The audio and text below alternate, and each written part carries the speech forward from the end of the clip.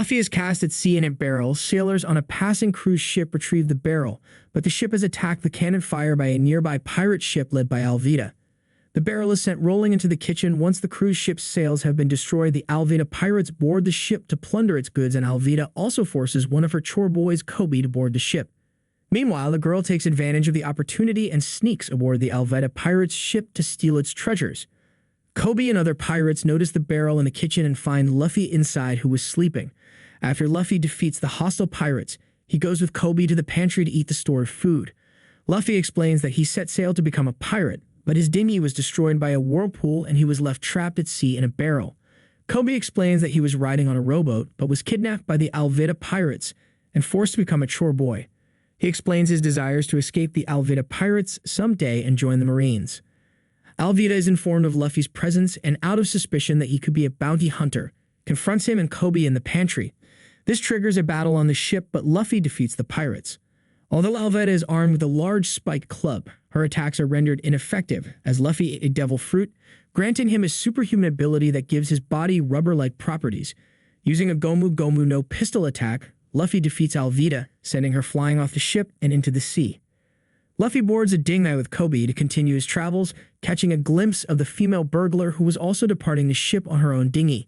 Luffy aims towards the Grand Line to search for the One Piece treasure, but first looks to recruit the infamous pirate hunter Roronoa Zoro into his crew. Luffy and Kobe arrive at Shell's Town, a town where a marine base is stationed. They find their target, Roronoa Zoro, crucified at the base. A small girl, Rika, sneaks into the base to offer Zoro onigiri, but she is stopped by Helmeppo, a snobbish man who destroys the onigiri. However, Zoro later eats the dirt-stained rice. Outside the marine base, Rika reveals that the town was run by a tyrannical Captain Morgan, who allowed his son, Helmeppo, to regularly abuse his citizens. One day, Helmeppo brought a hostile wolf into a bar which attacked the customers and ate their food.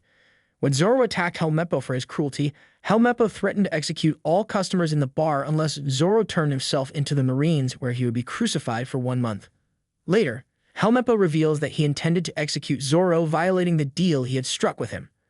Luffy assaults him for his dishonesty, then heads towards the marine base to locate Zoro's confiscated katanas. As Morgan orders his men to erect a large statue of himself on the base's rooftop, Luffy launches himself towards the rooftop, accidentally destroying the statue in the process. Luffy grabs Helmeppo and flees, searching the building and locating the katanas. Meanwhile, the girl who robbed the Alvida pirates' ship also infiltrates the marine base to steal its goods. Meanwhile, Kobe attempts to free Zoro from the cross, but is spotted by Morgan, who orders his men to open fire on them both. They are stopped by Luffy, who deflects the bullets with his rubber body. Luffy returns the katana to Zoro, who uses them to free himself and repel the Marines' attacks. He agrees to join Luffy's crew should he survive. Despite being clearly overpowered by Luffy's devil fruit power and Zoro's three-sword style, Morgan orders his men to attack them. Morgan himself joins the battle, with his right hand being replaced by an axe blade.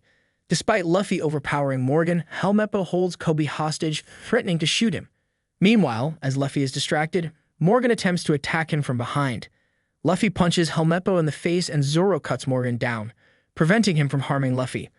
The Marines, who were aware of Morgan's numerous abuses of power, decide not to continue the battle, instead dishonorably discharging and arresting their own captain. Luffy, Zoro, and Kobe go to a restaurant to celebrate their victory. Kobe explains how the world is divided.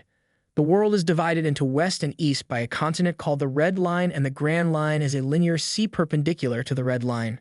Legendary pirate Gold Roger claimed he had hidden his treasure at the very end of the Grand Line. Ripper, the Marine who had succeeded Morgan as the new base commander, confronts Luffy. He agrees to accept Kobe into the Marines upon his request. However, due to Luffy and Zoro's statuses as pirates, he orders them both to leave the town, only promising not to inform headquarters as a gesture of gratitude. Luffy and Zoro agree, and they both continue their travels. Meanwhile, the girl searches the marine base for a map of the Grand Line. She discovers that the map had been stolen by another pirate, Buggy. She sets sail to confront Buggy and retrieve his map. The burglar girl's dinghy is discovered by 3 Buggy pirates while at sea. Pretending to be a desperate, stranded woman, she lures the pirates on her boat with promises of treasure. However, she secretly boards the Buggy pirates' boat and sails away from them without their knowledge. The ship the pirates are on capsizes from a windstorm. Meanwhile, Luffy and Zoro sail towards their next destination, but Luffy loses his signature straw hat when the boat jostles.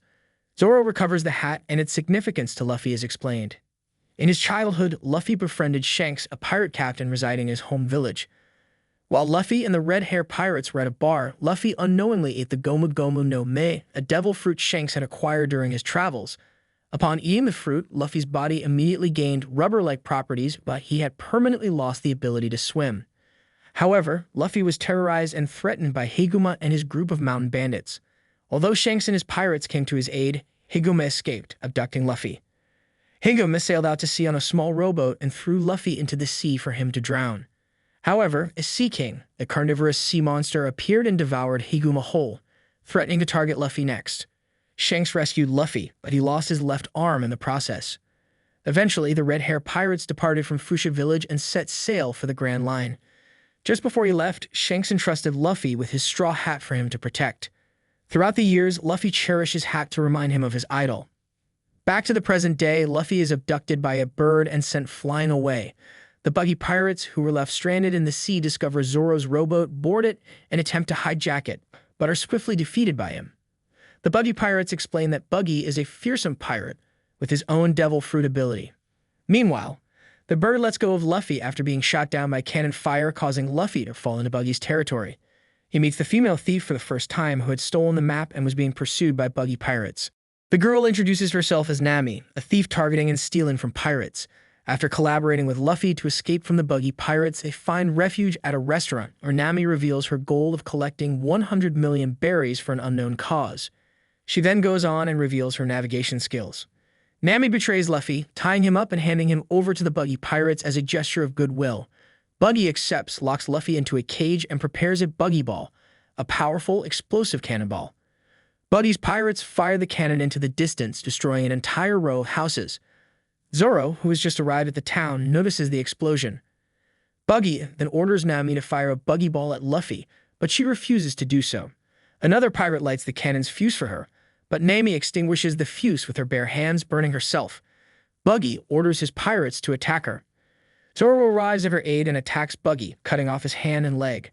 However, Buggy's dismembered hand stabs Zoro from behind, then reattaches itself to Buggy's arm. He reveals that he ate the Bara Bara no Me, allowing him to split himself into pieces, control them, and reattach them. Despite this, Zoro runs to the cannon, readjusts it to aim at the buggy pirates, and allows Nami to reignite the fuse, firing the cannon.